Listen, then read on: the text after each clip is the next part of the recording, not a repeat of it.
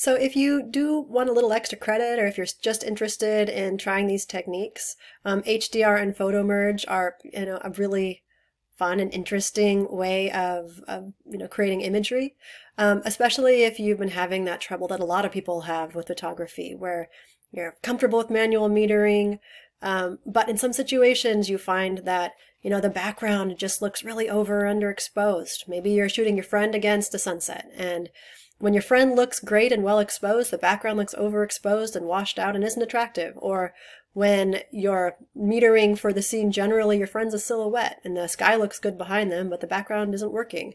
This is a great opportunity to use HDR technique, right? That's something high dynamic range, where the limited dynamic range of your camera is, you're kind of fixing this problem by taking multiple photographs of the exact same situation, and just merging them all together into one image.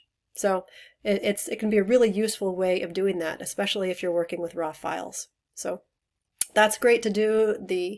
So Photomerge is also really interesting. That's if you want to take either panoramas, if you want to find some way of taking a lot of different photographs of one location and merging them together to make a much larger photograph in terms of the size of the photograph in pixels, or if you're just trying to get something that is, outside of the limited aspect ratio your camera can create, right? Creating images stitched together into a panorama.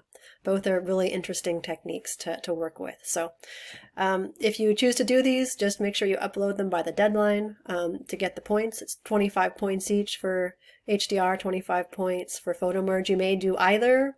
You may do both.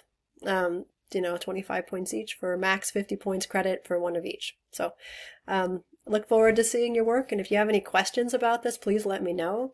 Just make sure that you go through both of the slide lectures, because they include all of the instructions on how to do both of these techniques before you go out shooting. So definitely review the technique before you shoot either HDR or Photomerge if you're not already familiar.